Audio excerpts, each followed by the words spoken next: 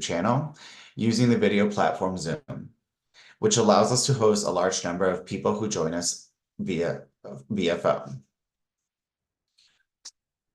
Thank you so much for joining us. And for those on YouTube, please use the chat function to ask questions and/or to add to the discussion throughout the lecture. We will make sure that your comments and questions reach the presenters.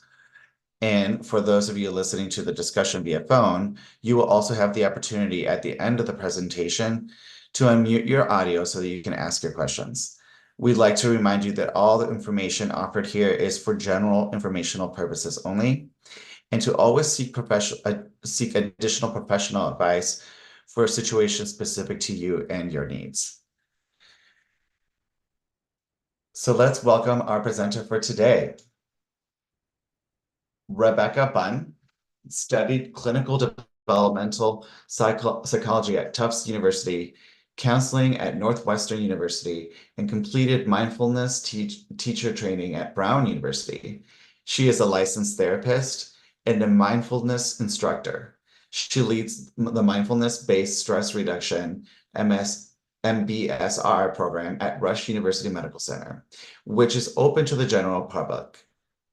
MBSR is an evidence-based curriculum for developing mindful awareness when dealing with chronic pain, illness, and the sensors of daily living. In her therapy practice, Rebecca incorporates mindfulness in her work with individual adults across the lifespan. Thank you, Rebecca, for joining us today. And we're so excited to have you. And without further ado, I hand you over the reins. Thank you, Franco. Happy to be here and grateful for this opportunity to share about mindfulness and stress. So thank you, Hannah, for sharing the slides. And I'll actually ask you to advance probably 2 or 3 down. Right there. Perfect. So let's just dive right in to talk about stress. And we're going to start at a really high level, and then we'll focus in and get more specific as we go on. So first, starting at this pretty simple equation here, which is that stress is when demands exceed our resources. So basically, when the demands that we face outnumber or outweigh our capacity to respond to them effectively. And this might sound surprising, but this fact is actually really good news. And the reason why is that we can grow our resources. And to be clear here, I'm talking about internal. I'm talking about our personal resources, not external or material resources. I'm talking about our inner capacity to deal with stress and challenge. You might think of this as being like a biological or psychological bank account that we can replenish by taking care of ourselves. The ways that we can do this are myriad. They can include exercise, sleep, proper nourishment, relationships, being in nature, and also things like mindfulness and meditation, which I'll talk more about today. For the purposes of this presentation, I'm aware of the rich resources that this Rush Generations program provides. And so I am aware that I think some of these other categories have been explored by previous presenters. So knowing that the challenges of stress and aging, are supported by a number of lifestyle things like exercise, sleep, healthy eating, etc. I'm not going to focus on those as much, and I'm going to spend more time focusing on, again, these internal resources and things related to our mindset and how we approach stress that can make a big difference. So we'll move on now to the next slide. Thank you. So this is just having a bit more detailed description of stress, which introduces the concept of stress being basically a transactional thing or a relational thing, meaning stress emerges, arises out of a relationship between ourselves and the environment. So, what I have here and highlighting the role of perception. So, stress involves the perception of a physical or psychological threat and the perception that one's resources are inadequate to deal with this. Sorry, that's a typo. Not treat, but a threat. And so, what this really introduces is the idea that stress is unique to all of us. Um, the same things that might stress me out might not be stressful to any one of you that's listening or viewing this at a later date. Um, and there's also the likelihood, being aware of our topic here about the aging process. I'm aware that there may be things that were previously stressful to me at earlier phases in my life that are not now, and vice versa. So just aware that this is an evolving relationship and our experience with stress can change over time. Um, as it relates to, in the introduction, Franco described, I teach this program through Rush, and it's available to anyone really who's interested. And it's called mindfulness-based stress reduction, but I always say this as I begin each course cycle of that program, and I'll say it here now, that the name itself is a bit of a misnomer, although it might sound very appealing, right? Like stress reduction, this idea that we might, decrease or limit our stress. The thing that's a little bit misleading about that is just that stress, as we all realize at some point in our lives, is inevitable. It is a fact of life. And it, in some cases, is outside of our control. So, in the class that I offer and in the practices that we engage in, the aim is not to control or try to change our stress, but rather to change our relationship, how we relate to stressful experiences in our lives, which in themselves can change the experience of stress itself. And we'll talk more about that as we go on. So, one thing I want to make very clear, though, as we continue, is that when we talk about the role of perception, that I'm not suggesting or implying that this means like putting on rose-colored glasses or adopting, sort of this falsely positive or optimistic viewpoint on life. I think that in itself could have detrimental effects. But rather, when we talk about the role of our perception as it relates to stress, it means being able to see things accurately and clearly. And the capacity to do so, this is where mindfulness comes in. So we'll move to the next slide and we'll discuss it further then. Okay, thank you. So mindfulness is simply a state of focused attention that is combined with non-judgmental observations of our inner and outer experiences. A way that I often, present mindfulness is that it is relatively simple, right? Focused attention in the present moment. But that doesn't mean that it's easy.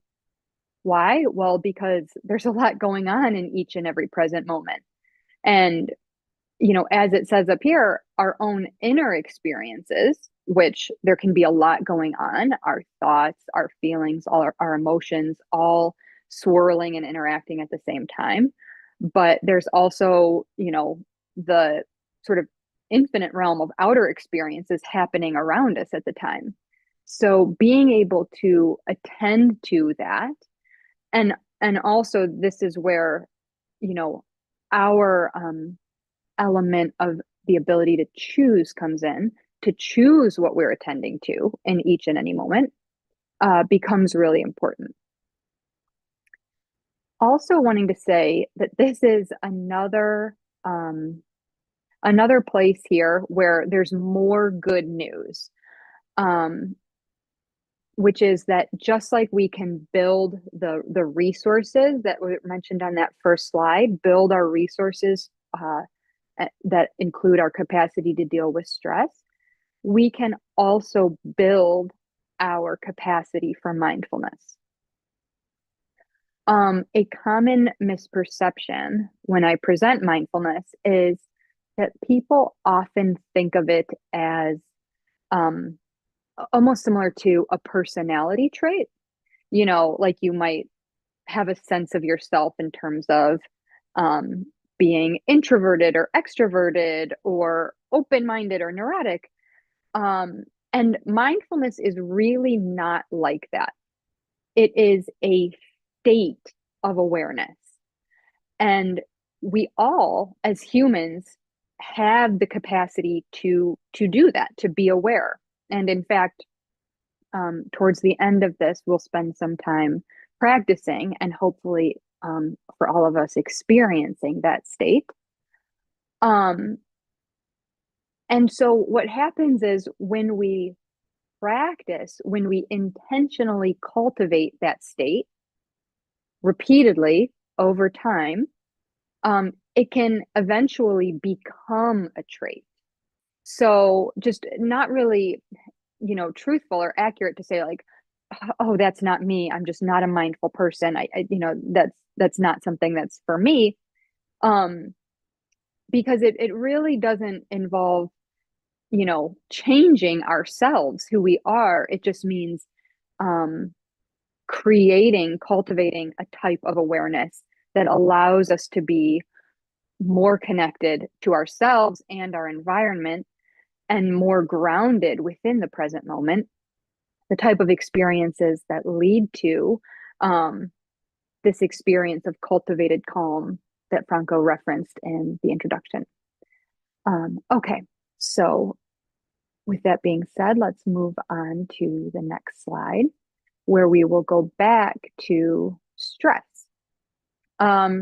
So this physician referenced here, Sale, is actually credited with really popularizing the concept of stress, and acknowledging that it was really used kind of interchangeably.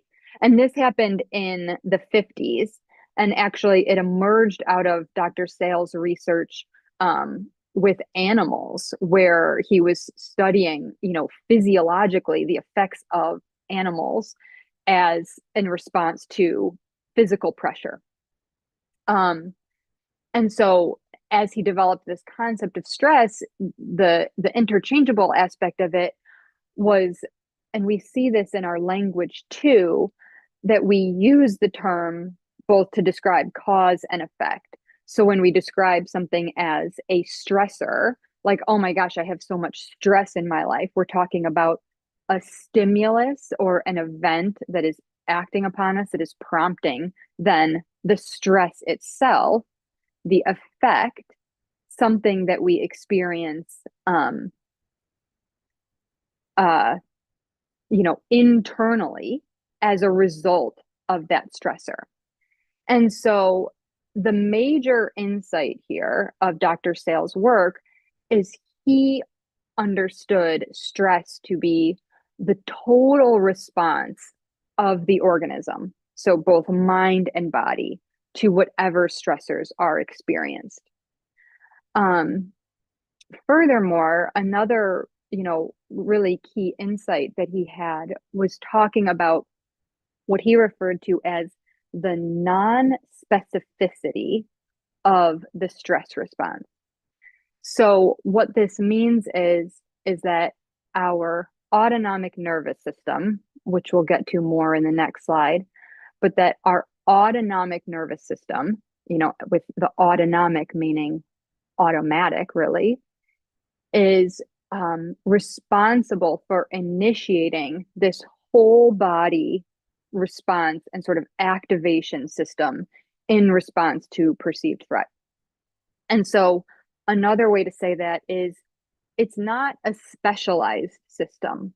We don't have one stress response for a certain set of problems and an entirely different stress response for a different set of stressors. It's all the same. And an important thing, to take from that is that it also gives us good insight into how we can learn to deal, more productively with stress and how to cultivate calm in that same way, meaning by taking a general approach. So basically, rather than having to invent a new way of dealing with each unique and individual stressor that comes up in our lives, that we can develop a strategy, an approach, a way of dealing with change in general, or with problems in general and pressures in general, that can carry with us across the lifespan. And the good news is that we can really do this at any time.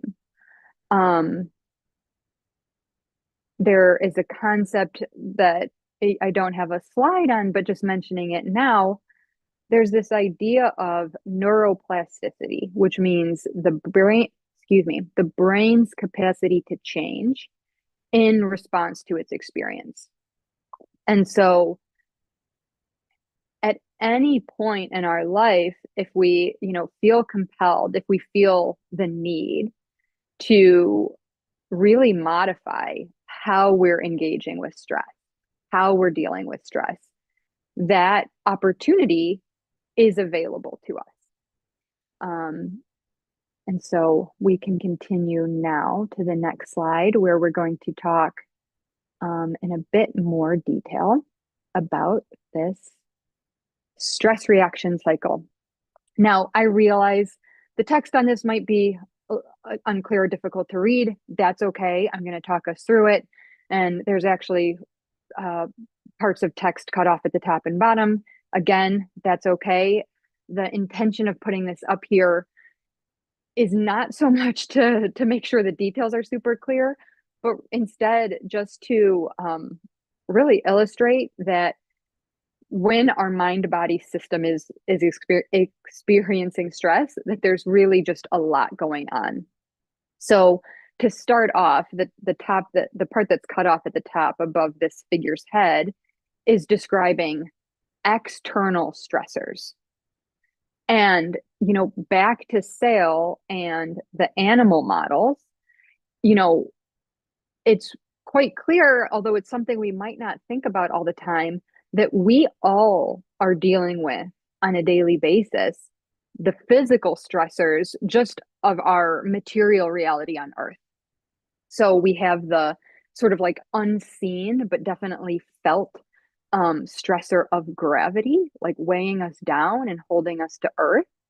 And we might experience this like differently at different times, like if there's a period of illness where what would normally feel relatively simple and easy, like, okay, like getting off the couch and going from point A to B, can all of a sudden feel really challenging and difficult. There's also, the reality of our seasons, like, for us, those of us who might be, around the Chicago area or in the Midwest, coming out of hopefully finally this winter season where, we carry a lot extra. We're bundled up under heavy clothes. And I don't know about anyone else, but like the sense of that you can feel it, like the lightness emerging. And there are things like that where we can be, burdened by and weighed down by things that are affecting us that we might not even be aware of until we experience some release and relief. But just to become aware that these external stressors are are impacting us. And, to be very clear, those examples I just gave are more neutral and more seasonal. But of course, we can also, I don't think any of us have to think back very far to um, to make contact with the external stressors that we're facing as individuals in our own life. Okay. And then as you get into, the body of this figure, the box inside the torso area is talking about internal stress events. And the way these are labeled here are like cardiovascular, etc. And those, events are very real and true, but there are also internal events that can be experienced as stressors, like our thoughts and our emotions. So the experience of being worried itself as an internal stressor, and our mind body system sort of receiving simultaneously this input of external and internal stressors. So within that, then you'll notice to the side that it gets highlighted the role of perception and appraisal, these aspects of our experience. And then, having described all this, the next part I'm really going to kind of speed through just for the sake of parsimony and the limited amount of time that we have together today. But the next box basically says like stress reaction. And a real high level overview is that there is this system governed by the HPA axis, so the hypothalamic pituitary adrenocorticoid axis, that basically is responsible for generating and mobilizing what we know as stress hormones like cortisol and adrenaline. And basically, this system can create this whole body cascade that is really quite wonderfully designed and is very purposeful and useful in that it is designed to prepare us for action and for adapting to the demands that we're facing. So I always like to make that point clear because I think, and understandably so, but my experience is that oftentimes stress can really be, like given a bad name. Like it's something that causes challenges, no doubt, in our lives. So it feels important to really highlight the utility of the stress reaction system. So it is designed to help us adapt and really to solve the demands and the problems we're facing. But there's a few challenges. The first is that this system that we have operating within our bodies, it was really developed and designed under different conditions.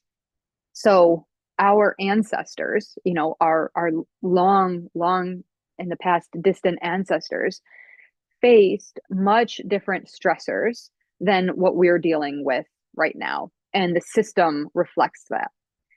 I would imagine that perhaps many of you listening have heard this term of fight or flight.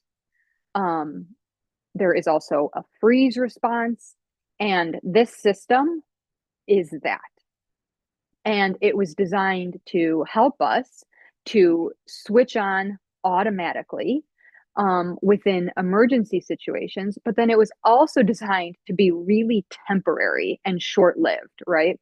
So again, our ancient ancestors, right, realizing that there's a predatory animal and they, kick into flight mode and, outrun the saber-toothed tiger. And then they escape the threat and then they calm down. So not that that's ideal by any means, because that does sound really stressful, but our modern stressors are, much more chronic and pervasive.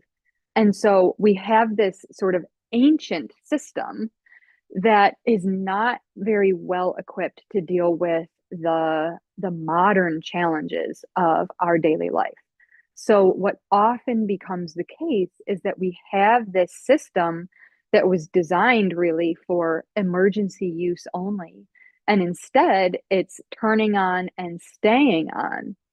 And so, unfortunately, this very system that was designed to help us inadvertently creates wear and tear itself.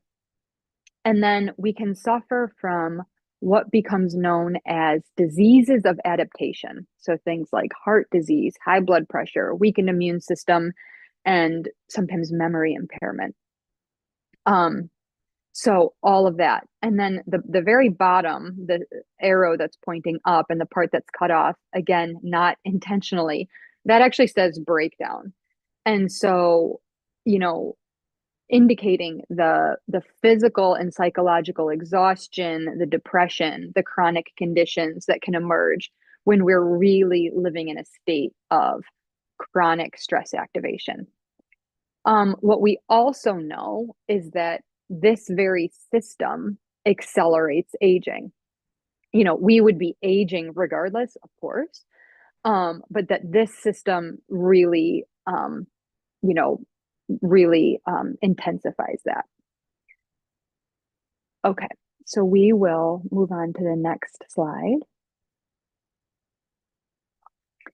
So, talking about stress and aging, what I mentioned, you know, at the beginning, the fact that we don't get rid of stress, we can't. It's a fact of life throughout the lifespan, and you know, I'd imagine too that for each of us, if we reflect back on our lives, both, you know, retrospectively and then also, you know, an imagination going forward, that each and every stage of life development likely has its own unique challenges. And back to the role of perception, I'd imagine that the different challenges are differently experienced for each of us. So, for that reason, I'm not going to spend a ton of time. And I also imagine that no one needs me to lecture them about, you know, the stressors of aging, right? I'm sure like we know it ourselves, like we can experience the stressors that we're going through. Um, but so just to state that the stress in it is inevitable. It's a fact of our lives. Um, at the same time, aging, like stress, is a natural part of life.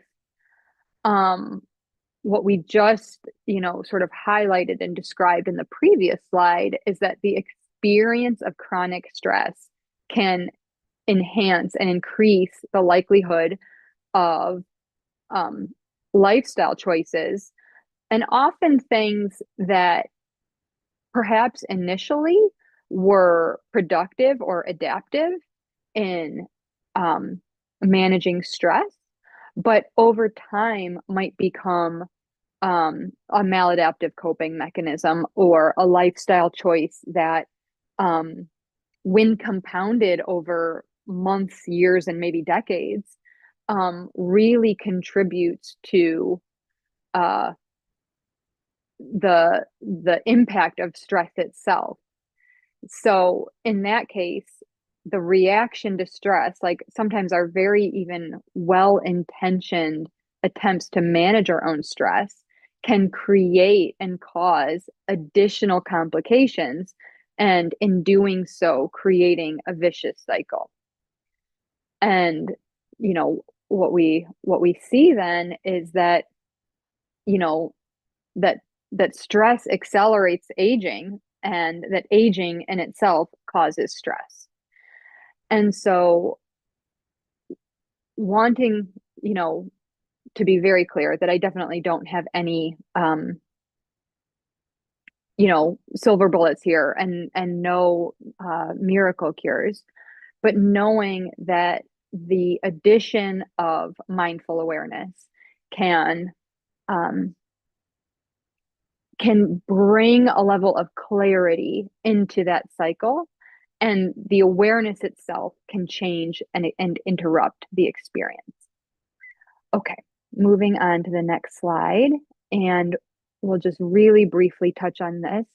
So this is the exact same slide as before, but the content on the right-hand column is presenting an alternative reality in which we are responding with conscious awareness rather than reacting mindlessly to stress. So, to be very clear, we will still, activate when stressed. We will still startle when we're scared, or we will still, um, break out in a sweat when nervous. And to be very clear, we wouldn't want to turn that system off because it really is designed for our survival. But with mindful awareness, we can introduce the possibility of reappraising the situation that we're in. So we might understand, oh, the threat isn't as bad as I thought it was. I don't have to be in this full blown panic mode. And we can also engage in emotion and focused strategies and really explore new options for responding versus reacting. This is possible, but it's not easy. And making these changes will take time and practice. And this is where, having a practice such as a mindful awareness practice can really come into play. Okay, we'll move on to the next slide. Okay, this is sort of a adjunct concept that's not specific to mindfulness, but but can be related. So the topic of stress hardiness was developed by a researcher, Dr. Suzanne Kobasa. And like the very first slide where we said, like, this is good news, we can grow our resources, we can grow our capacity for mindful awareness, and we can also grow our capacity for stress hardiness. Dr. Kobasa described stress hardiness as including these three factors. And so the first is having a sense of control, which, to be very clear, does not mean, having a tight grip, like I'm in control of everything and the world is going, completely according to my plan because everyone and everything is doing what I want them to be doing. Of course, we know that that's not possible. But instead, what she means here is having a belief that I can exert an influence on my surroundings. Like, if something needs to happen, I can make it happen. It's similar to the idea of having self-efficacy. The next factor with an increased sense of stress hardiness is this idea of commitment, which basically means I'm not checked out. I haven't given up. It's a sense of feeling fully engaged in what I'm doing from day to day and really committed to giving it my all. And the final part of stress hardiness is challenge. So basically, seeing our stressors as a natural part of life that offers an opportunity for growth. And this is related. It's possible that you've heard the term eustress, like EU stress. And basically, that's the concept that stress is a good thing, actually. It's an opportunity um, to, to challenge ourselves and to grow and learn from that experience. And so, all these things together, and Dr. Kobasa really emphasized that the best way to develop greater hardiness is to come to grips with the reality of our lives. Again, not by putting on rose-colored glasses, but by asking tough questions about, how life is and where it's going and how it could possibly be enriched by the choices we're making and the things that we could do to enhance our sense of control, commitment, and challenge. Okay, we'll move on to the next slide. And this is just, I wanted to give a quick example of research and practice. So this is a study designed by Dr. Ellen Langer, who researches mindfulness, but not in the form of, meditators sitting silently. But instead, she researches what she describes as like applied mindfulness, like mindfulness happening in real life. And so in this study, she chose to study nursing home residents, and she investigated the effects of choice and enhanced personal responsibility for the aged, a field experiment in an institutional setting. And the way she designed the study was that she split nursing home residents into two groups, and both groups received a houseplant, and which is why the clip art is there. And the control group received, a message, a communication from the staff that emphasized the staff's responsibility. Like, please listen to staff, please go along with staff. They are here to help you. They are responsible for caring for you.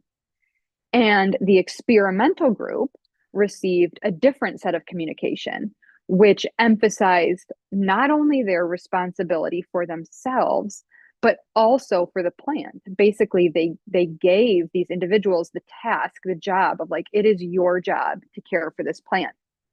And what they found was that the experimental group, the ones tasked and really charged with more personal and then outside responsibility, like, you have this living thing that is depending on you. You have to take care of this. And what they found is that that group demonstrated improvements in alertness, in their engagement and active participation, as well as just a general sense of well-being.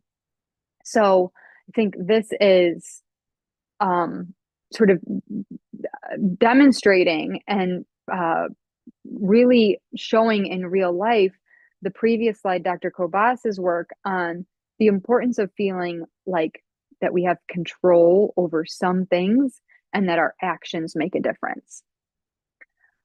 Okay, we will move on to the next slide. And this is the final one. And apologies, because I'm feeling a little rushed and like wanting to spend so much more time on each and every one of these topics, but wanted to wrap up with a brief opportunity to practice, because I know I've mentioned and described these things like mindfulness, which is related to, but not the exact same thing as meditation. And back to, the previous slide where we said that mindfulness is a state of awareness. So the way that we practice having that awareness is by really embodying it. Listening or hearing about it or talking about it is all well and good, but the way that we actually can, know it ourselves is simply to have that experience. So before we wrap up, I'll just guide a very brief meditation practice, and we'll go from there into time for questions and comments. So I'm aware that some people might be viewing this live in real time. Others might be just listening with audio. Either is perfectly fine. But for all of us, wherever we are, assuming that you're not in a car or driving, starting just with eyes open, which I assume that they are. And the invitation is simply to take in the space around you via your sense of sight.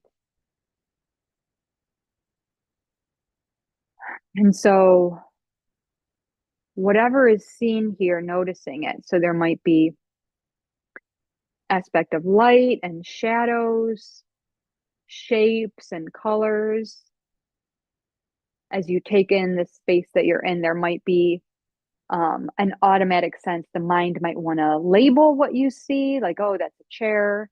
The mind also sometimes likes to judge what it sees, like, oh, that's a mess. And that is all well and good. It's just the mind doing what the mind does. But we can notice, and this is interesting, that the sense of sight itself is different than the activity of the mind, the judgment, the thought. We don't need to change anything. We can just notice, like, okay, those things are separate. Then, if you're in a space where you feel comfortable and if you're feeling safe to do so, you're invited to close the eyes. If that doesn't feel comfortable, then I would just suggest finding a steady point on which to rest the gaze. And the idea behind this is that when we limit our senses, like when we close off or narrow the sense of sight, we can bring more awareness to the other senses. So, right now, tuning into the sense of hearing. And so, sounds will come and go all on their own. We don't need to control them. We couldn't really, probably, even if we tried. And so we can just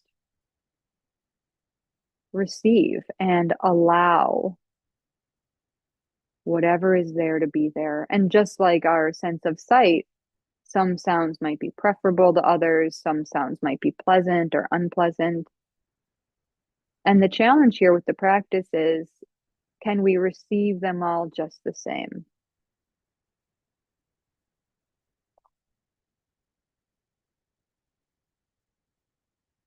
Okay, now obviously we can't turn our ears off, but we can invite our attention to shift further inward and making contact just with sensations of the breath in the body. And this just means just noticing where the breath feels most prominent. It might be in the belly, it might be in the chest. It's really common when we focus on our breath that often the mind wants to get involved. It might want to structure the breath or thinks it needs to fix it in some way.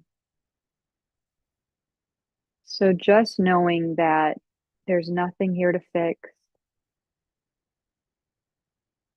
that as long as we're here breathing, that there's more right than there is wrong.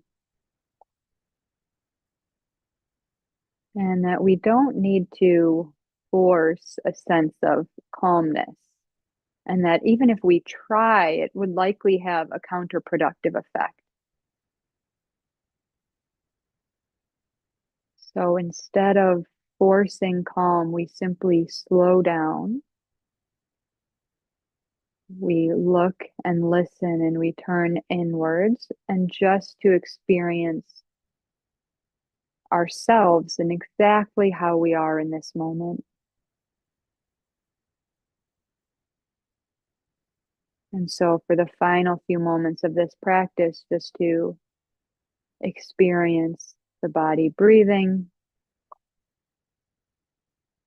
Once again, reconnecting with the experience of sounds. And if the eyes have been closed, you're welcome to open them and come back to our shared screen.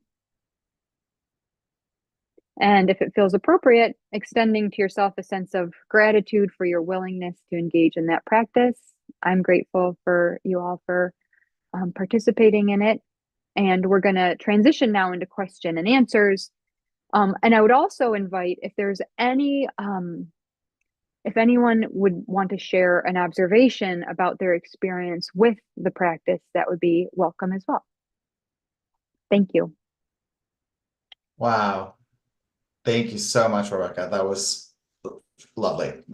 Learned so much. It was thank you for leading us in the final practice, but learned so many things that I think will be such a helpful tool for folks to be able to revisit after this initial conversation, and as we continue to share it with our rest generations moving forward. But I love some of the ideas that you shared with us today about mental health, looking at it as a bank account that you can work on and replenish, and that applies specifically how you connected that to mindfulness, the practice that you just led us through, a state of focus and attention combined with non-judgmental observation in our inner and our outer experiences. What a great way for me to put some context. I really like how you broke that down.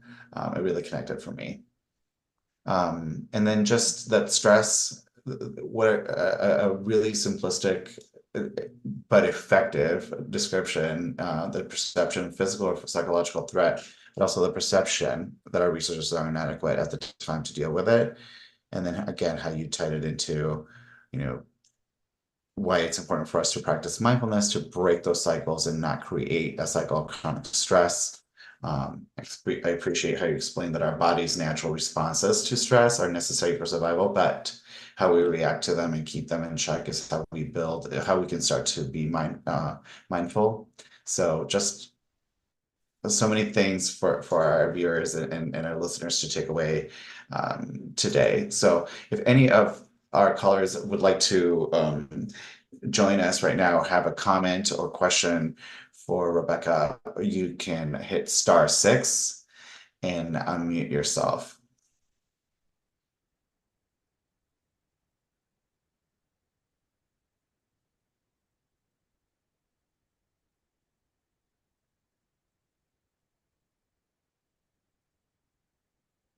I know I saw something that had come in from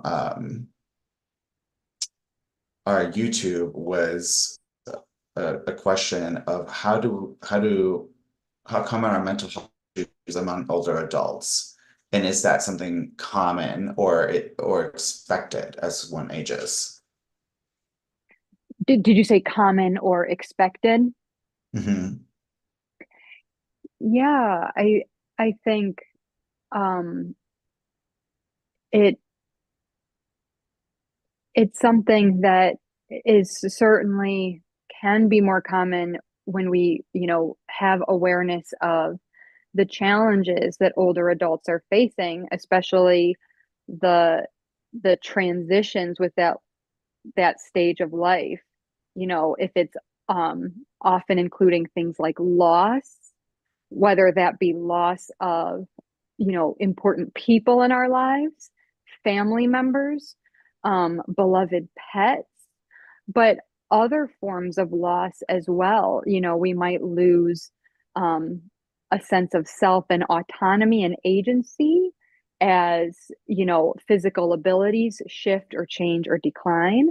We might lose, a sense of place if we're transitioning out of our, long-term home into a different living environment.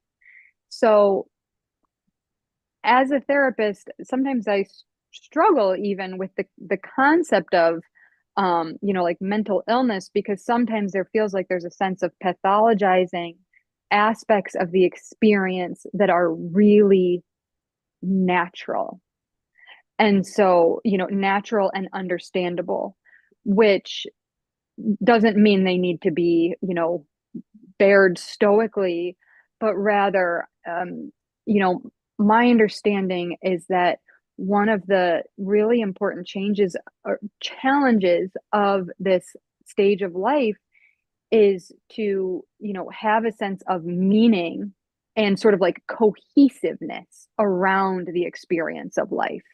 You know, different researchers, folks at Northwestern who have studied, like people and interviewed them with regards to their life narrative, have found that people, when they have a sense of cohesiveness and meaning to their life, even if it has involved like trials and tribulations, that can imbue like a sense of greater well-being and mental health, regardless of, okay, there was this trauma and this trauma and this, but instead, like, yes, this all happened, and here's how I understand it and make meaning for it.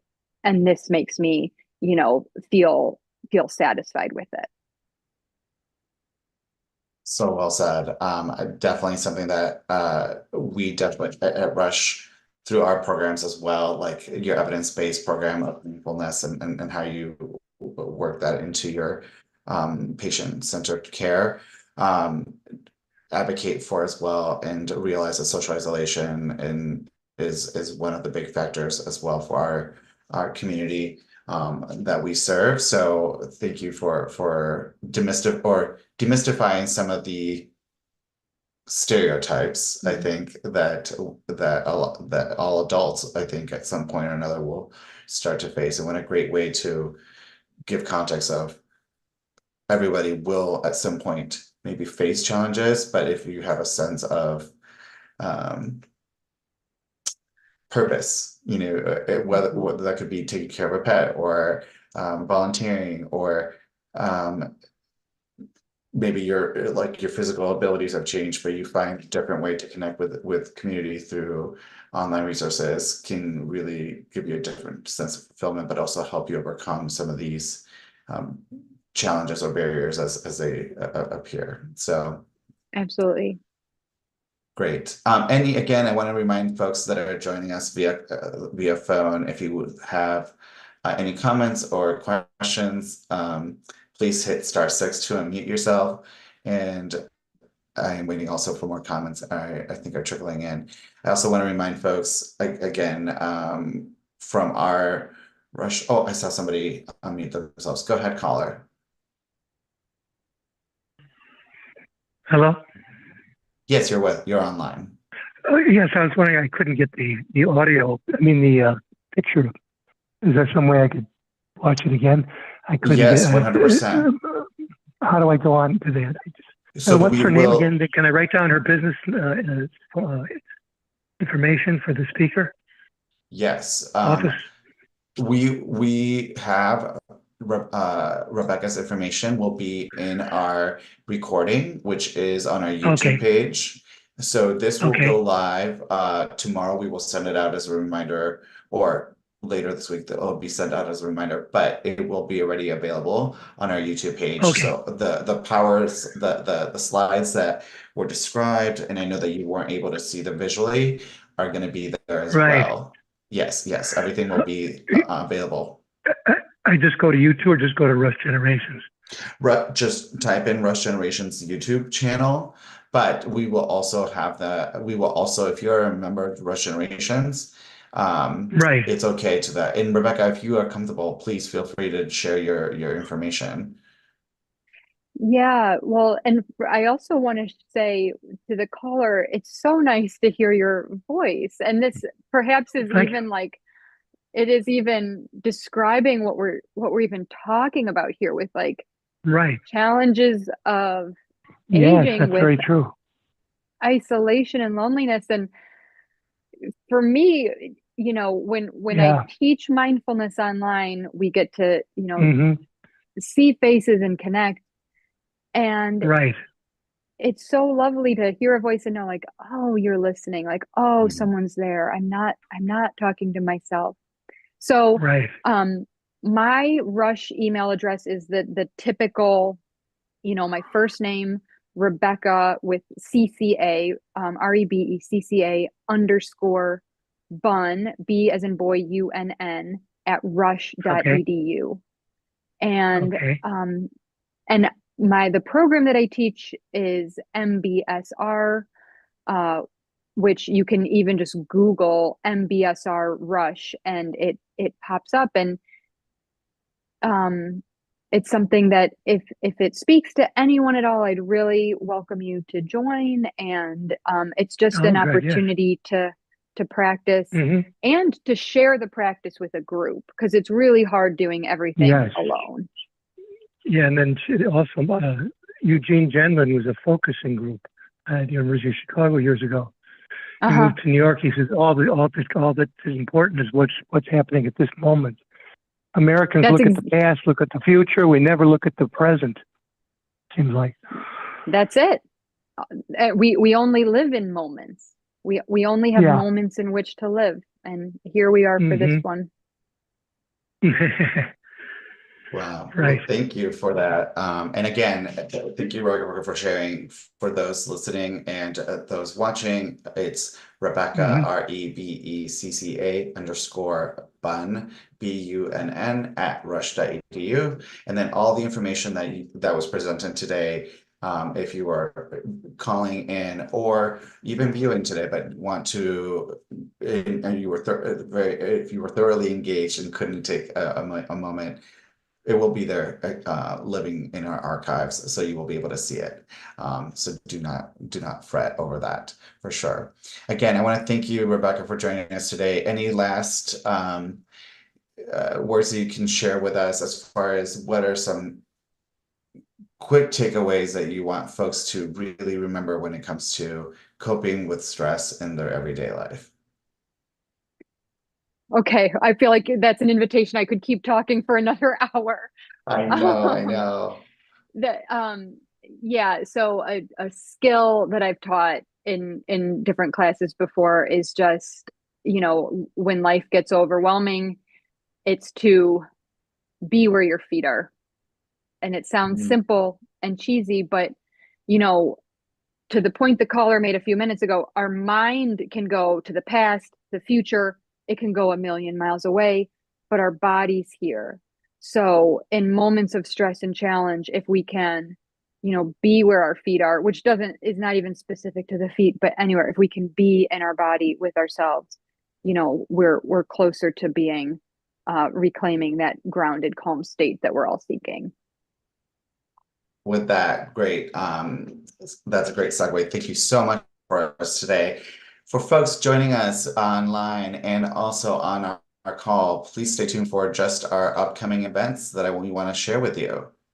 Again, thank you, Rebecca. We want to remind folks about our Older Americans Month coming up through Rush Generations. Our first event will be the Shaman Senior Voices Thought Leader Lecture. And that's our annual Shaman Senior Voices Thought Leader Lecture, Out of Sync, The Age of Perception and Disconnect. Dr. Tracy Gendron, author of Ageism Unmasked, Exploring Age Bias and How to End It, will educate us about ageism and ableism, talk about elderhood as a unique stage of development, and discuss strategies we can use to address ageism whenever and wherever we encounter it.